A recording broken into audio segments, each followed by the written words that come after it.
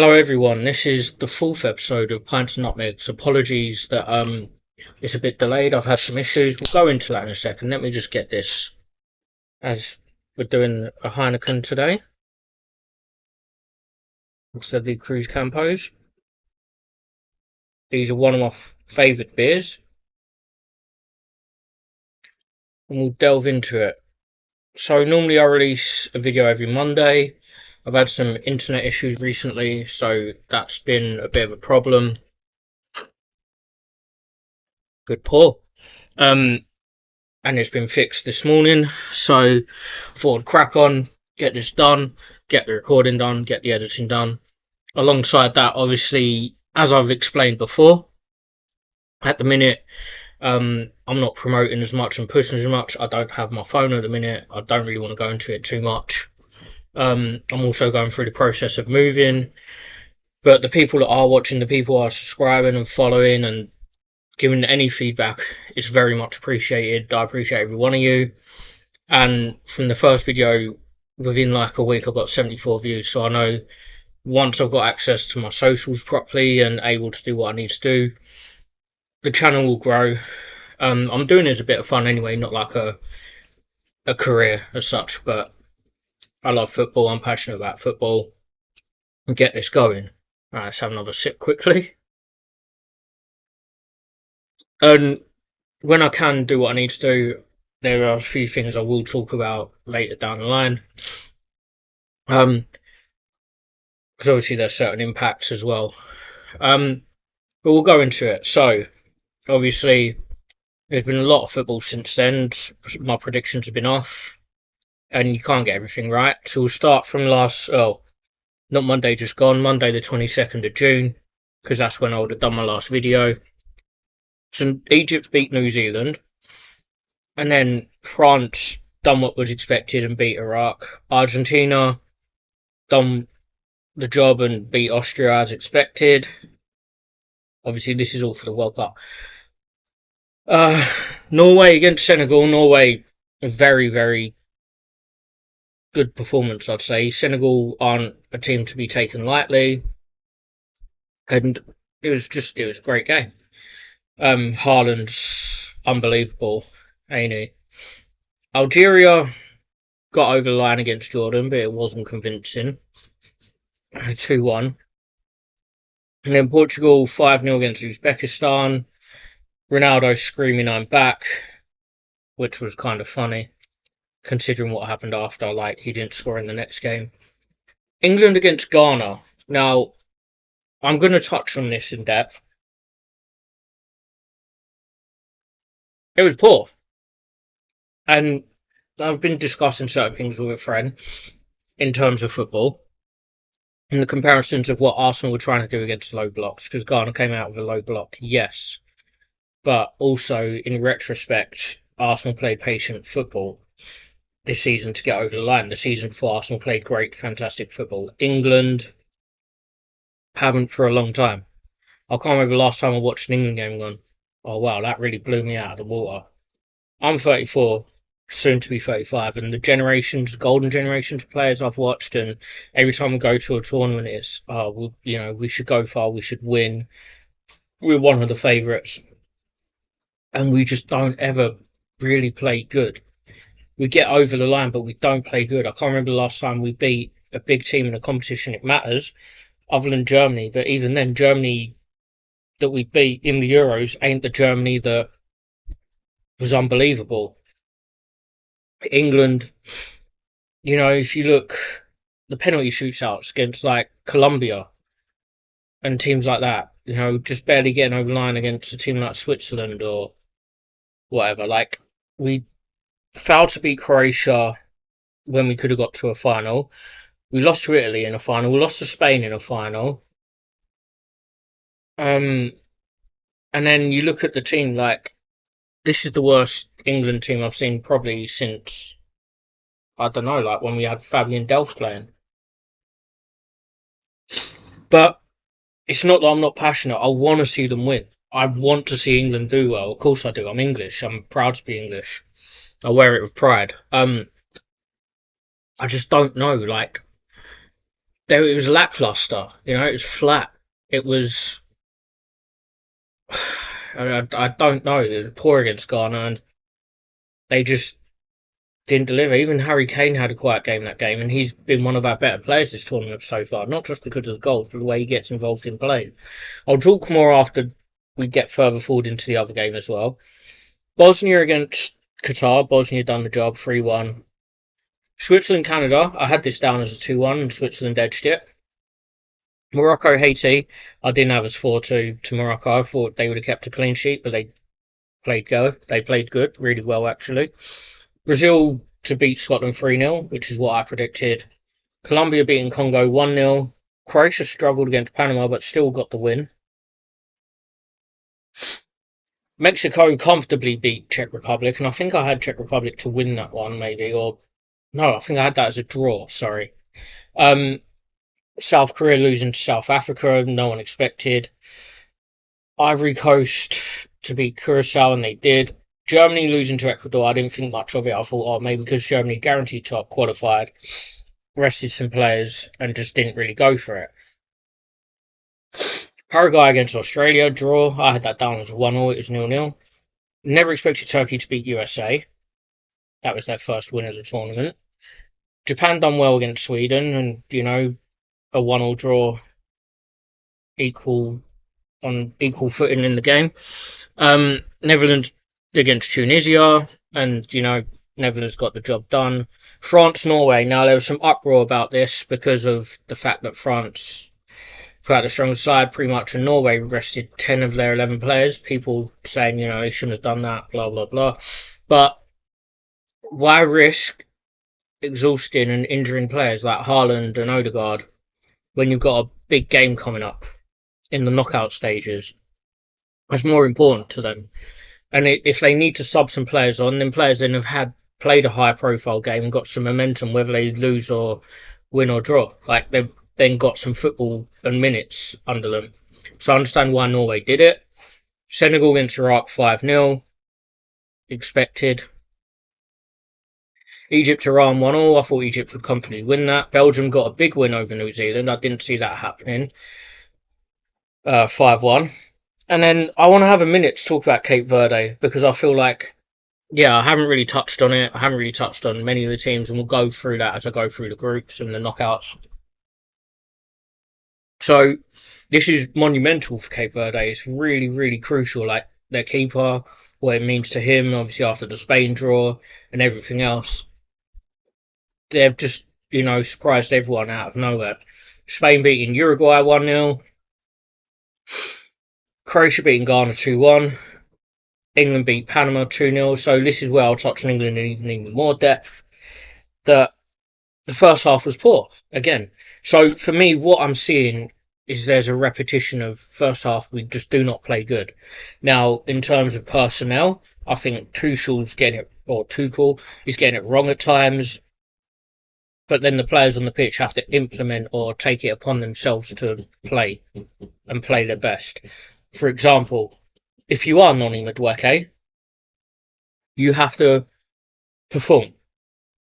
You might not be the best player in the world, but you still got to. This is Panama, or obviously he didn't start against them, but this is Ghana. I'm being utilised, and he played a lot of minutes for Arsenal. Same with Anthony Gordon. When you got Madueke, Anthony Gordon, Jude Bellingham, you've got £230 million worth of players there.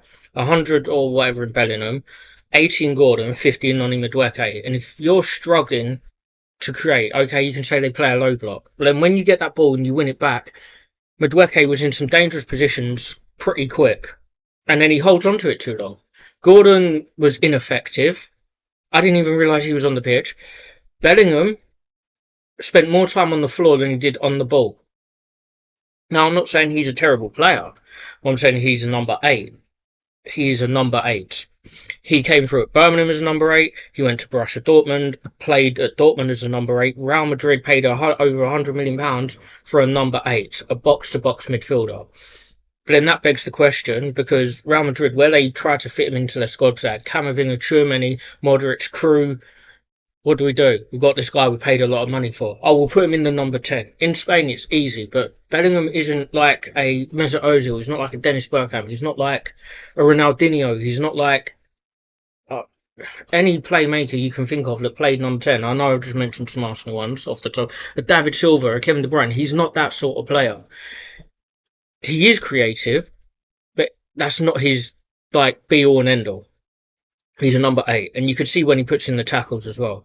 Is he better than Declan Rice as a number 8? I don't know. He might be going forward, but he's definitely not defensively.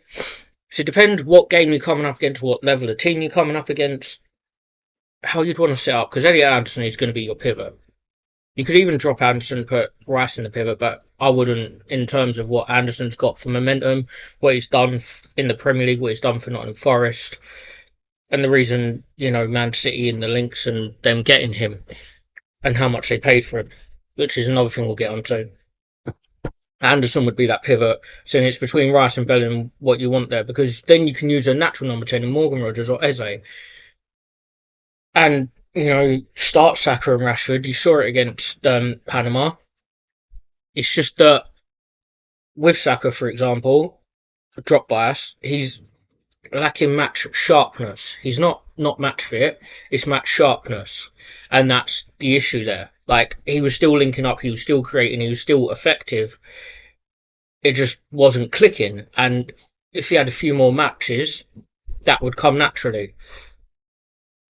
Kane obviously doing what Kane does. It was better from the team. I feel like the fullbacks need to overlap more in certain games. Obviously, if you're up against Spain, you don't want to overexert your players too much. It's just about knowing when to give and go, as John Barnes said. If you know, you know. And on to the next games. Algeria against Austria, 3-0. Fair enough. Argentina against Jordan, 3-1. I thought Argentina probably kept a clean sheet, but they didn't. Colombia drew to Portugal 0-0. Congo beat Uzbekistan 3-1. Canada was the first of the knockout games, and they won 1-0 against South Africa. It was a bit of a boring game. There isn't much really to talk about. Last minute winner.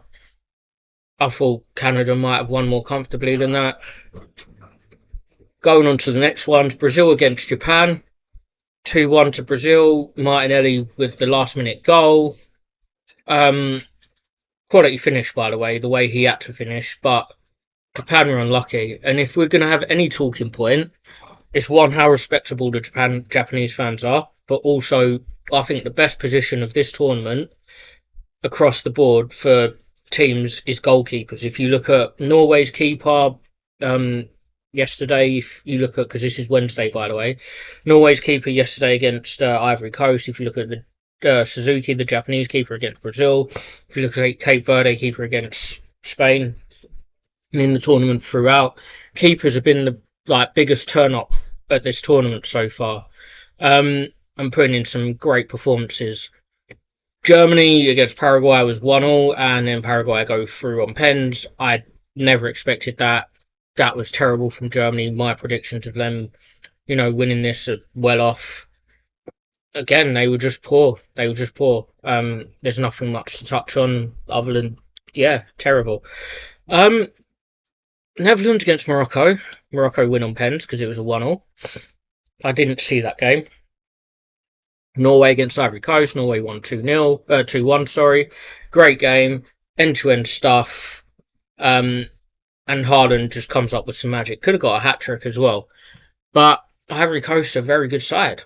So Norway, they've earned their props and respects. They've done well. France against Sweden. I had this as a 4-3 to France. That was my prediction. No, they went and battered Sweden 3-0. I thought it was going to be more open than that. So we've gone to today. Mexico in the early hours beat Ecuador 2-0. England are coming up against Congo later on. I expect England to win, but I don't think it's going to be clean. I think they're going to make it ugly. And I just want to see a good game of football. So even if we talk about the Croatia game, the first group game, as a neutral is great. But if you look at the defence was leaky, the first half was poor. Again, the three behind Harry Kane were just terrible. it all changed in the second half. So I just want to see a good performance, something to give us something to believe in. So do you know what? Maybe they've woken up now. Maybe it's clicking. You know, if we go out and win 3-0, get an early goal, and just the passing's intricate, it's quick paced, won't be able to fault them. Belgium against Senegal, that could go either way. That really could. I mean, Belgium have been really poor. So if anything, I'm leaning more towards Senegal.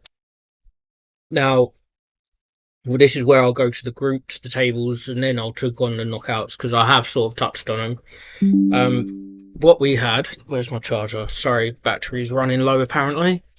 Needs must. Quickly before it turns off. There we go.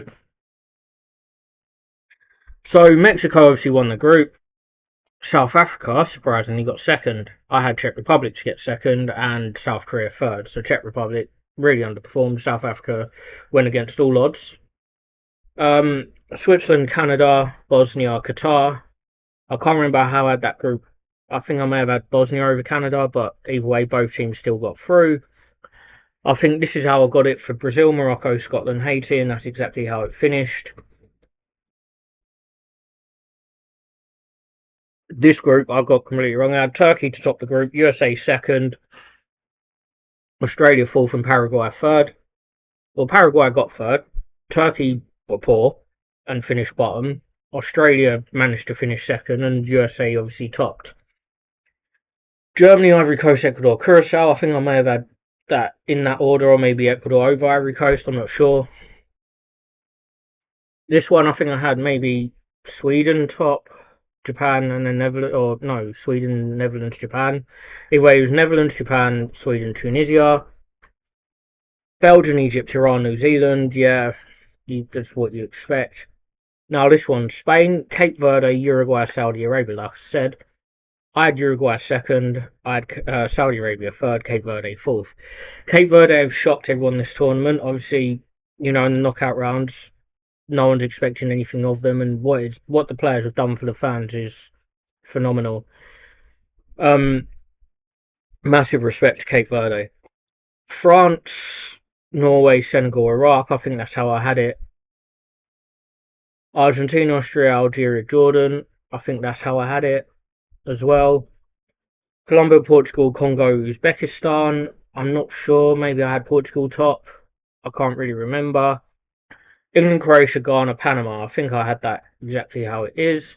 And then if you go through the third place rankings, the teams that made it, Congo top, Sweden, Ghana, Ecuador, Bosnia, Algeria, Paraguay, Senegal. So South Korea, Scotland, Uruguay didn't even make it through, which is shocking.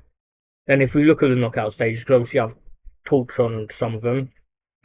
So France are now going to be in the next round to Paraguay in the round 16, and we all expect France to win that unless Paraguay can do another upset, which would be huge. And then you got Canada against Morocco in the round of 16.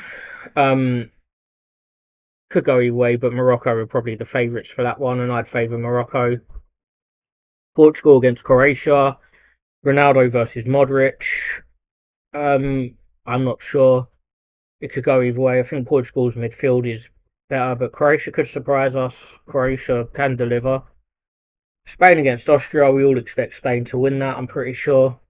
USA Bosnia could go either way, but being at home and the momentum, I think maybe USA edge it. Belgium Senegal, as I said earlier, I think Belgium been poor, underwhelming. Senegal, I'd say, are more favourite for that one. Brazil against Japan, obviously Brazil won, and then Norway beat Ivory Coast. So it's Brazil, Norway. Norway could edge that. Norway really could edge that one in the round of 16. Mexico beat Ecuador, so the winners of England and Congo tonight play Mexico, and England need a good performance to carry them into that game because Mexico won't be no pushover, especially knowing that they could come up against a possible Brazil side. Argentina against Cape Verde. Argentina probably should win that quite comfortably. Australia, Egypt. I think that could go either way. Maybe Egypt's just about edge it. Switzerland, Algeria. I've got Switzerland to win that one. Colombia against Ghana. I've got Colombia to win. That's all the World Cup stuff so far and what I'm talking on. Then we'll go down through the transfer stuff. I don't feel like I've had much of this. So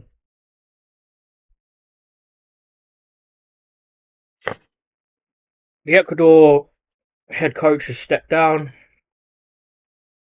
Everton are trying to sign Tyreek George from Chelsea on a permanent basis. Um, there are obviously some huge signings I want to talk about. Aston Villa are looking at Suzuki from Japan, the keeper. I mean, that'd be great. Bless me. Sorry about that, people. Um, that'd be huge. Leeds are also looking at Suzuki, so he's already put his name on the radar, and I said he deserves it. Um,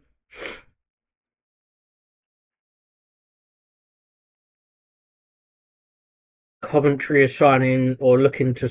Oh, they've reached an agreement to sign a Frankfurt player called Areli Amenda, so they're making moves, getting prepared for the Premier League.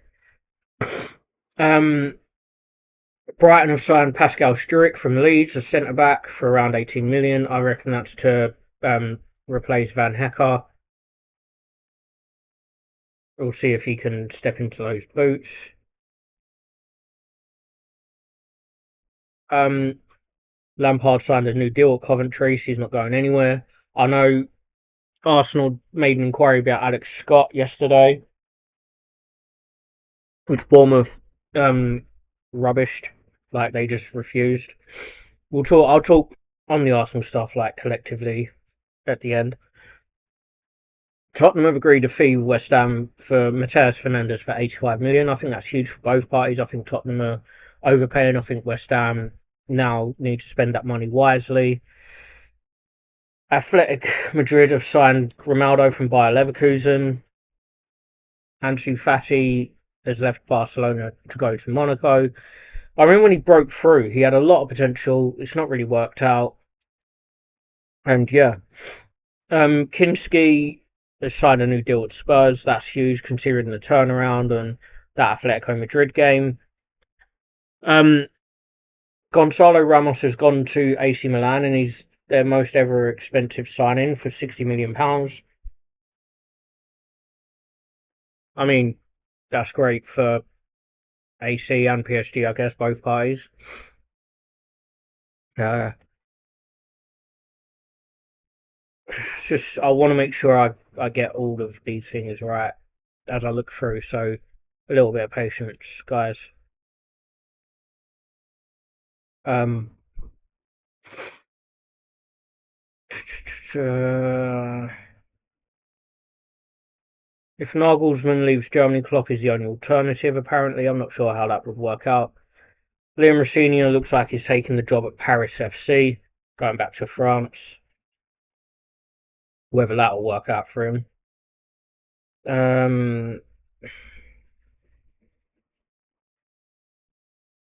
I just want to get down to some of the other stuff because there's a lot of stuff. Obviously, Diomande is looking to expect to leave Leipzig.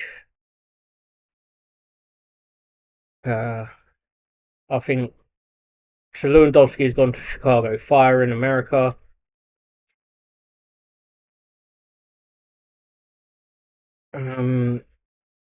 Like I say, there's a lot to catch up on. Brentford midfielder Frank Onyeka has joined Coventry City. Um, Arsenal, as I said, I'll touch on everything.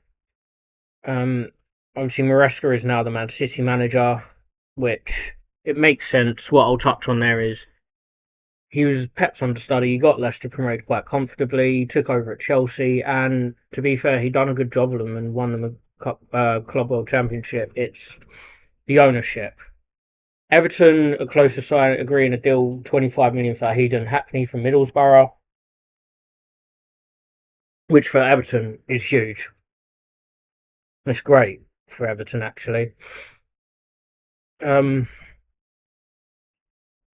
he's a good midfielder. Obviously, he's had his name thrown about for a little while now.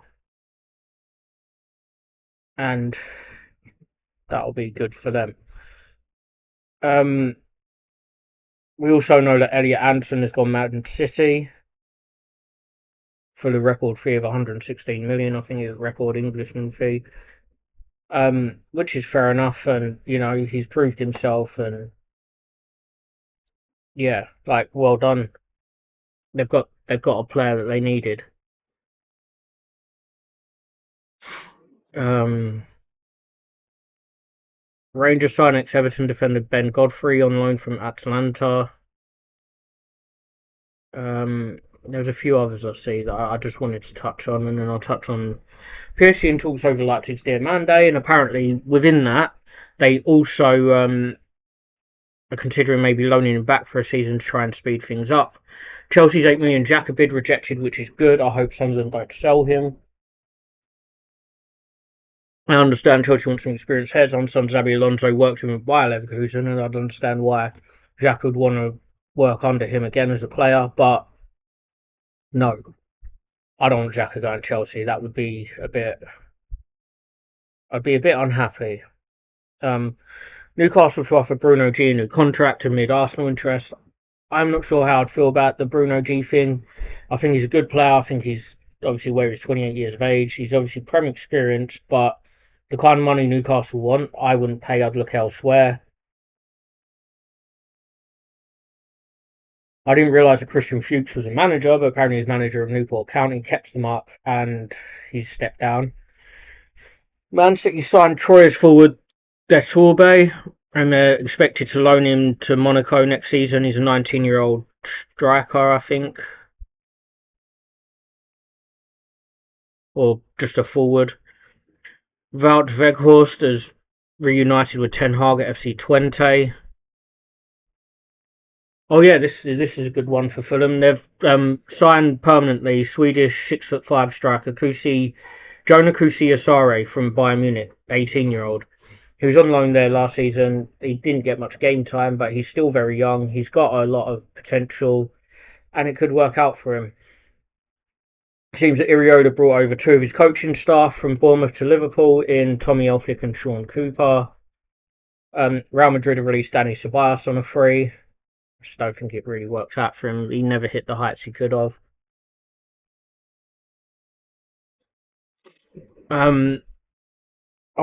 Leeds got Harry Wilson on a free, and they're also looking at Julian Brandt, which if they pull that, that's a huge pull.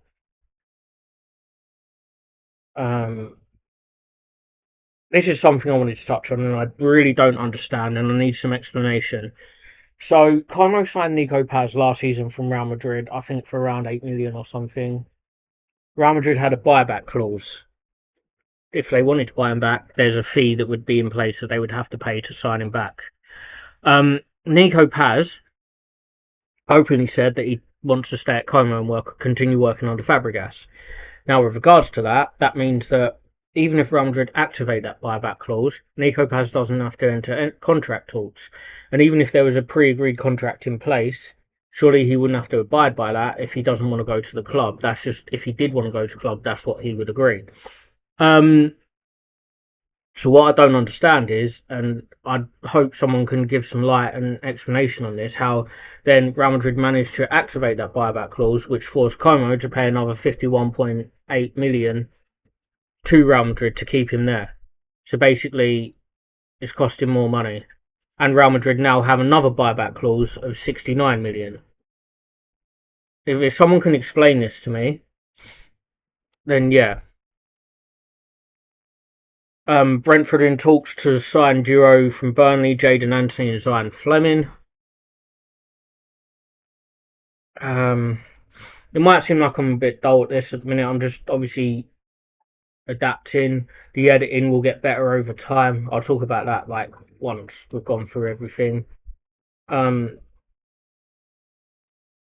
So obviously Tottenham signed Robertson, Senesi, Jean-Paul Van Hecker and Dubravka.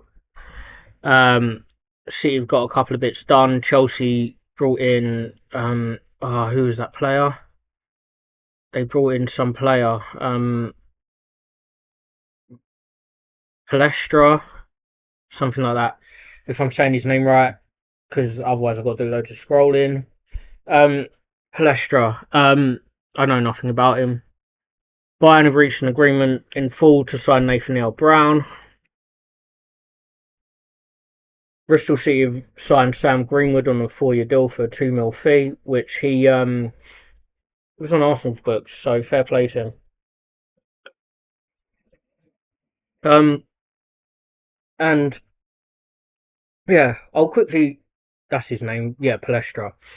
I know nothing about him. I'll talk on the Arsenal stuff. So the links we've had, obviously we're looking at offloading some of these players now. The likes of Ben White, Trossard, Gabriel Jesus, maybe a few others around. The thing is, there was links to Tino Livramento. I wouldn't mind that. We obviously, if we're going to offload Ben White, we need another right back. We definitely need midfielder. The links have been Ayub Biadi and Alex Scott. I mean, Biadi, I really like, and I would just pay the money. If we were going to get Alex Scott as well, and if we could afford to, I'd get both. There's been talks with Morgan Rogers. Unless we were selling one of our number 10s, I don't see how, unless, because I'd keep Martinelli for maybe 1 or 2 more years at max to see if he can, because he's only like 23, 24. If you look at by then, he's 26 years of age. If he hasn't hit the ground, you can cash in on him and you'll still make a profit from what we paid. So obviously Morgan Rogers is more of a number 10, but he can play out on the left. He did the second half of the season mostly for Villa. And then Bradley Barcola is going to become available, or he is available. That may be the one we push. In terms of forwards, what we're going to do, like, because Julian Alvarez, he's expressing he wants to go Barcelona. Obviously, Atletico Madrid don't want to sell to a league rival. We may get him for a cut fee price, not his release clause if we were to do that. I'm not sure. I'd like him. And then you look at Krupi, Bournemouth would demand crazy amounts of money, but he would be worth it. So it's just about seeing what we get done. Maybe a left-footed centre-back, because Hincapié more plays on the left. Between him and Calafiori, they can both play centre-back. But maybe just a natural left-footed centre-back. One that's out there that's a little bit younger. And that would be a pretty complete team. In terms of all of that, that's where I'm at. And I will say, I appreciate, as I say, everyone that's been given the support, been given feedback. It's all really good. It's all really positive. I haven't really heard too much. It's just more constructive. So I appreciate all of that. As I say, just be patient while I'm trying to get it to grow and everything else. As I say, at the minute, I don't have my phone, so I don't have access to all my socials as I'd like. And I just want to give a shout out to my first ever subscriber, Jazz. I appreciate that, been following from since the beginning and keeping up to date with it all. I appreciate you. We'll keep going and we'll keep growing. So, just as I say, be patient with the stuff. And yeah, there'll be a video eventually I'll be talking on mental health and stuff, because obviously some of it has been an impact through my own experience. And that'll just be a complete separate video away from all of this. But yeah, as I say, thank you everyone and appreciate everything.